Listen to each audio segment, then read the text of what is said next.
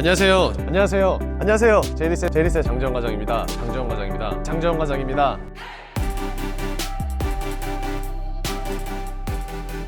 안녕하세요. 제이리스의 장재원 팀장입니다. 자, 오늘 제가 여러분들한테 리뷰할 차량 바로 이 모델인데요. 기아의 니로 하이브리드가 되겠습니다. 본격적인 리뷰에 앞서서 먼저 차량부터 보고 오실게요. 가시죠.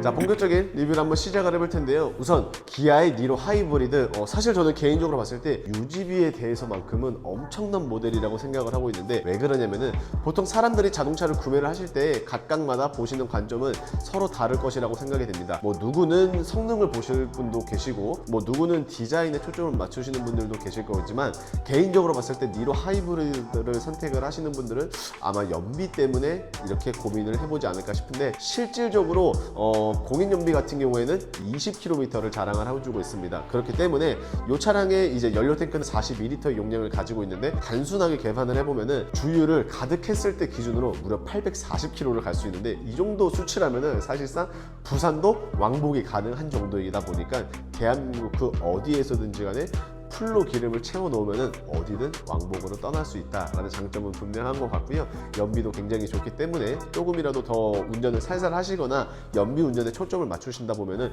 20km 그 이상의 연비를 자랑을 해주고 있지 않을까라고 생각이 되고 있습니다.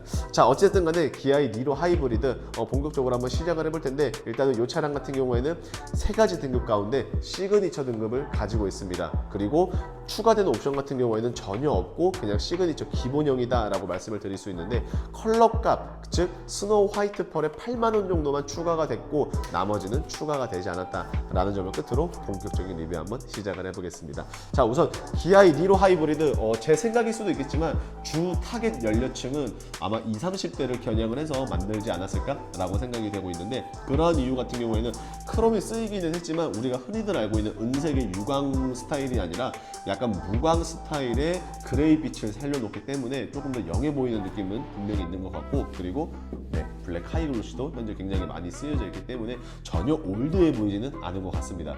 그리고 조금 아쉬운 게 한 가지 있다면, 국산차 같은 경우에는 부족한 옵션들을 이제 추가 옵션을 해서 조금 더 편하게 운전을 하실 수 있다는 장점은 분명히 있겠지만, 니로 자체에 서라운드 뷰 옵션은 장착되어 있지 않습니다. 시그니처에 어떠한 옵션을 추가를 한다고 하시더라도 서라운드 뷰 카메라는 장착이 되질 않고 오직 후방 카메라만 가지고 있습니다. 그렇기 때문에 이 부분에 있어서 나는 무조건 서라운드 뷰 카메라가 필요로 하신다라고 하시는 분들은 보통은 이제 싸제로 튜닝을 많이들 하시는 것 같고요. 그 대신에 반자율 주행은 담당을 해주고 있습니다. 그렇기 때문에 뭐 장거리 운행이라든지 아니면은 뭐 차가 좀 밀렸을 때 조금이라도 더 운전을 편하게 하실 수 있다라고 생각이 되고 있고요. 그리고 다른 등급에 비해서 시그니처 등급은 이제 기본적인 옵션을 많이 포함을 하고 있는데, 그중 대표적인 예를 하나만 들어보아도 바로 스타일 옵션을 기본적으로 장착이 되고 있습니다. 그렇기 때문에 지금과 같이 시동을 걸었을 때 라이트가 노란색의 전구가 아니라 LED의 하얀색으로 이런 식으로 들어온다는 점 참고를 끝으로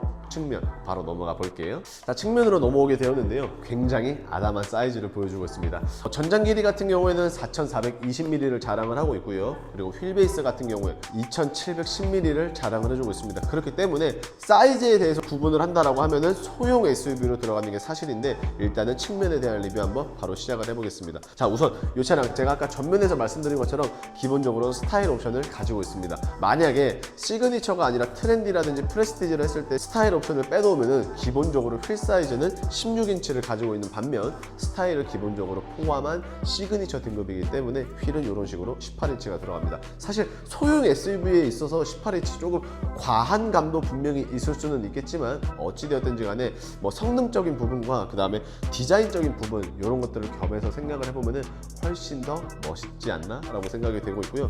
전면에 봐도 하단부 같은 경우에는 나름 적지 않은 블랙 하이글로시를 많이들 썼었는데, 여기서도 마찬가지로 가니쉬를 비롯해서 하단부에도 역시나 마찬가지로 블랙 하이글로시로 나름의 포인트를 줬다라고 생각이 되고 있습니다. 자, 그리고 기본적으로 니로 하이브리드 시그니처 등급을 기준으로 했을 때 차량 가격은 대략적으로 3,300만원 정도를 가지고 있습니다. 그렇기 때문에 사실 누군가에게는 비싸다라고 느낄 수도 있겠지만, 전체적인 차량들의 라인업을 생각을 해보면은 그렇게 비싼 것 또한 아니라고 생각이 되는데, 그렇다 보니까 어느 정도의 원가 절감이 분명히 있다라고 느껴지는 부분은 B필러 같은 같은 경우에는 그냥 플라스틱 소재로 사용을 했고요.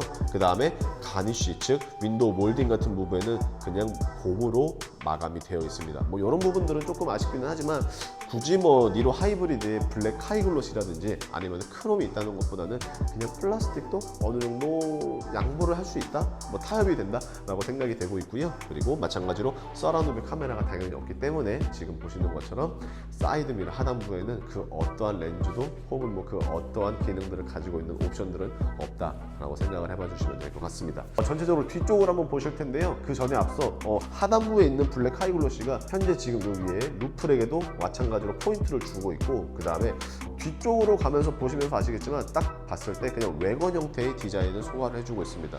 뭐 쿠페형이 아니라서 조금 안 이뻐 보일 수는 있겠지만 그냥 뭐 차량과 상당히 잘 어울리는 듯한 디자인을 가지고 있는데, 측면에서도 보시면서 아시겠지만 데일리 라이트가 굉장히 세로로 길게 뻗어져 있는 모습 어느 정도 보여주는데, 자세하게 한번 후면으로 넘어가서 알아볼게요. 후면으로 넘어오게 되었는데요. 아까 제가 측면에서 말씀드린 것처럼 데일리 라이트가 굉장히 세로로 길게 뻗어 있습니다. 마치 볼보의 크로스 컨트리와 같이 굉장히 긴 형태를 보여주고 있는데, 조금 제가 생각을 해봤을 때 가로 형태로 되어 있었으면 어땠을까 라는 아쉬움보다는 궁금증을 비롯해서 이 차량 말씀드린 것처럼 외관 형태이다 보니까 뒤에 와이퍼가 장착이 되어 있습니다. 그리고 하단부 같은 경우에도 마찬가지로 블랙 하이글로시로 현재 굉장히 많이 쓰여 있다는 것을 보실 수 있고요.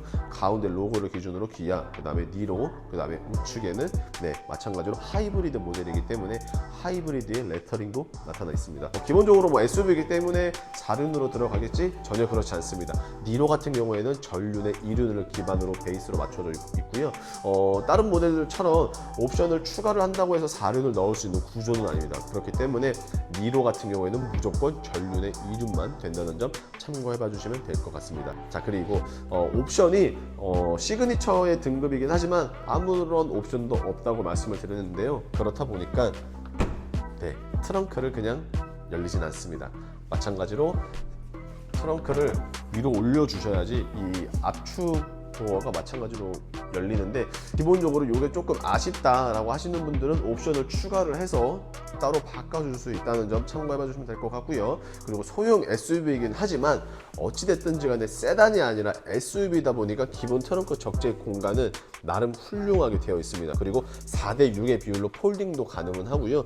양 사이드에 포켓이 있기는 하지만 그 포켓이 그렇게 넓지는 않아서 그냥 있다라는 정도만 참고를 해봐 주시면 될 것 같으며, 히든 스테이지 공간 같은 경우에는 지금 보시는 것처럼 섹션이 굉장히 길게 넓게 잘 빠져 있습니다. 제 차에도 이제 트렁크에 보면은 이런 식으로 요즘 나오는 차량들은 비상 소켓이 있긴 한데 솔직히 거의 쓸 일이 없어서 저는 따로 빼놓는 스타일인데, 니로도 마찬가지로 요거를 따로 빼놓으시면은 공간을 훨씬 더 그만큼 넓게 활용할 수 있기 때문에 그게 더 좋지 않을까 라고 생각을 끝으로 실내는 과연 어떤지 바로 한번 넘어가 볼게요.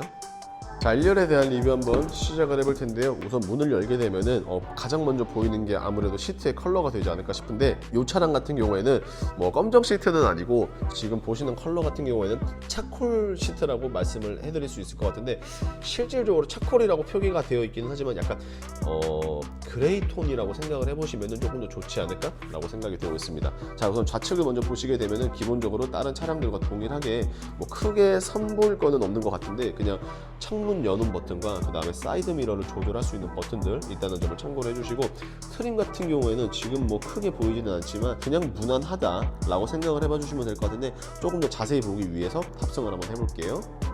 실내를 탑승을 하게 되었는데요. 굳이 뭐 큰 옵션들이 없어도 기본 시그니처 정도만 되어도 나름 괜찮다라고 저는 생각을 해보고 있습니다. 지금 보시는 것처럼 계기판도 이제 옛날 구형 스타일이 아니라 나름 LCD 스타일이 들어간 것을 비롯을 해서 디스플레이도 사실 크지는 않지만 그래도 뭐 딱 적당한 정도? 이 차량급에 맞춰서는 적당하다라고 생각이 되고 있습니다. 그리고 기본 실내 트림 같은 경우에는 블랙 하이글로시로 되어 있기 때문에 지금은 이렇게 보호 스티커가 부착이 되어 있다는 점 참고해 주시면 될 것 같고요.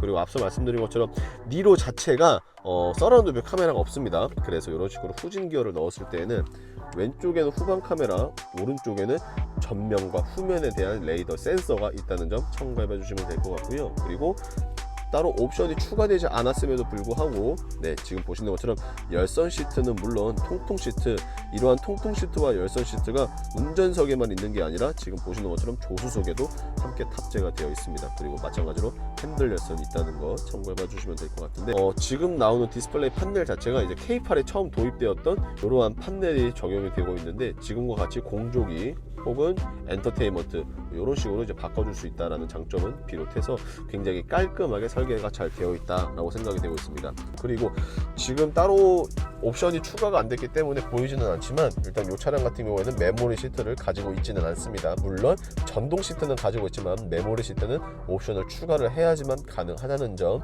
말씀드리는데, 기본적으로 이러한 전동 시트는 운전석에만 있습니다. 그 말은 즉슨 조수석은 전동식이 아니라 구형의 방식을 가지고 있기 때문에 그런 부분 참고해 봐주시면 될 것 같은데, 따로 보이지는 않지만 지금 보시면 아시겠지만 워크인 디바이스가 없으므로 이 차량은 전동 시트를 제공을 하지 않는다라고 생각을 해봐 주시면 되고요. 전체적인 느낌에 대해서 다시 한번 쭉 보시게 되면은 이런 식으로 되어 있습니다. 물론 뭐 아쉬운 부분들도 분명히 있겠지만 크게 흠잡을 부분 역시 없다라고 생각이 되고요. 2열 빠르게 한번 넘어가 볼게요. 자, 2열인데요. 확실히 2710mm의 휠베이스를 가지고 있어서 많이 작을 거다라고 생각은 했었지만, 그래도 국산차가 확실히 수입차에 비해서 공간을 잘 빼놓는 것은 사실인 것 같은데, 제가 시트를 어느 정도 뒤로 해놨음에도 불구하고 레그룸이 크게 맞닿지는 않을 것 같고요. 그리고 마찬가지로 헤드룸 역시나 기본적으로 외건 형태를 가지고 있어서 그런지 뭐 그렇게 비좁을 것 같지는 않습니다. 그리고 아쉽게도 썬루프 옵션이 추가가 되지 않았기 때문에 천정은 그냥 막혀 있고요.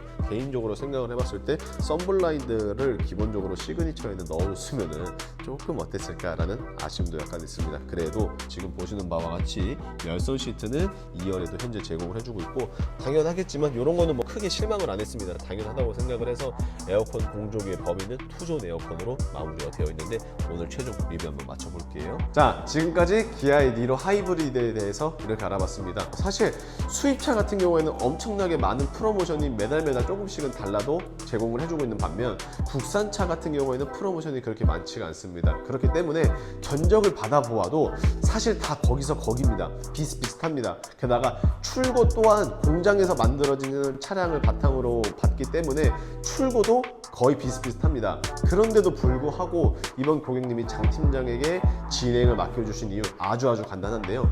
본인이 원하시는 서비스는 이만큼이었는데 다른 딜러들은 요만큼밖에 안 된다고 합니다. 하지만 내용을 들어봤을 때 조금 빡세기는 했지만 제가 그냥 마진을 조금 덜 보면은 충분히 맞춰줄 수 있다라고 생각을 했기 때문에 제가 다 해드릴게요 하고 계약 마치고 이렇게 차량 출고까지 할 수 있게 되었는데요. 자, 이렇게 수입차 같은 경우 혹은 뭐 프로모션을 많이 받고 싶으시거나 견적을 저렴하게 받고 싶어 하시는 분들을 비롯해서 서비스도 어느 정도 챙겨줬으면 좋겠다라고 하시는 분들, 언제나 장지현 팀장에게 연락 주시면은 모두 다 안내를 도와드릴 수 있는데요. 문의 주시는 방법 같은 경우에는 보시는 화면 우측 상단에 있는 제 연락처로 연락 주시면 되겠고요. 어떻게 오늘의 영상 조금이라도 마음에 드셨거나 도움이 되셨다라고 하시면은 구독과 좋아요 그리고 알림 설정 부탁드리면서 인사드리겠습니다. 감사합니다.